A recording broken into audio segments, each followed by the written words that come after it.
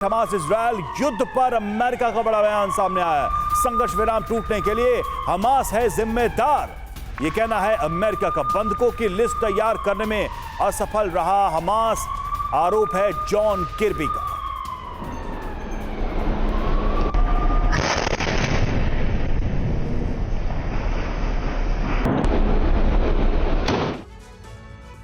और इस बीच इजरायली सेना का एक्शन प्लान तैयार है। रिहायशी इलाकों को खाली कराया गया है और हमास के ठिकानों पर प्रहार करेगा आईडीएफ।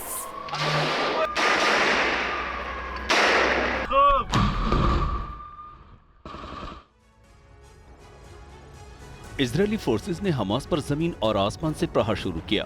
वहीं दूसरी तरफ हमास सीज फायर के लिए बातचीत की टेबल पर आ गया।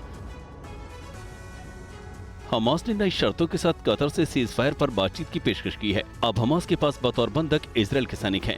इजरायल नागरिक और सैनिकों की रिहाई के लिए पुरानी शर्त पर अड़ा है। कतर, मिस्र और अमेरिका नई शर्तों पर इजरायल से बात कर रहे हैं।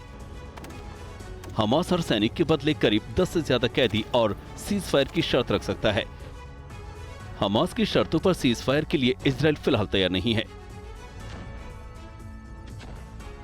दरअसल हमास ने अब तक इजरायली कैद से अपने सामान्य नागरिकों को छुड़ाया है। अब वो सैनिकों के बदले इजरायली जेलों में बंद अपने बड़े चेहरों को छुड़ाने की कोशिश में है। वहीं इजरायली सेना ने युद्ध के अगले चरण के लिए नया प्लान तैयार किया है, जिसमें गाजा के रिहायशी इलाकों को खाली करा लिया गया है। आईडीएफ के इरादे साफ हैं, अब इजरायल रुकने वाला नहीं। युद्ध के अगले चरण में इजरायली सेना का एक्शन प्लान तैयार है।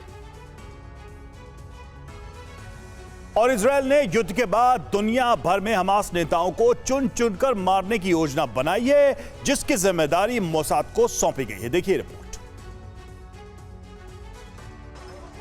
गाजा में सीज फायर टूटते ही इजरायल के लड़ाकू विमानों ने गाजा के हर हिस्से में कोहरा मचा दिया। हमास के स्ट्रेटेजिक सेंटर पर रॉकेट अटैक भी किया। नसर अस्पताल फिर से टारगेट पर आया। आईडीएफ के हवाई अटैक से खान यूनिस कैंप के कई घर जमींदोज हो गए।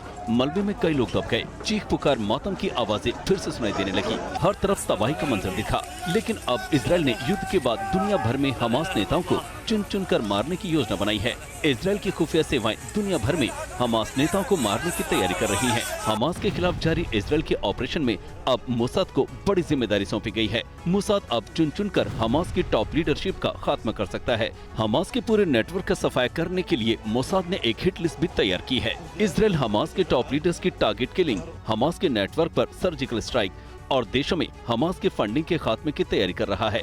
बेंजामिन नेतन्याहू के आदेश के साथ इजरायली खुफिया एजेंसियां लेबनान, तुर्की और कतर में रहने वाले हमास नेताओं की तलाश करने की योजना पर काम कर रही हैं।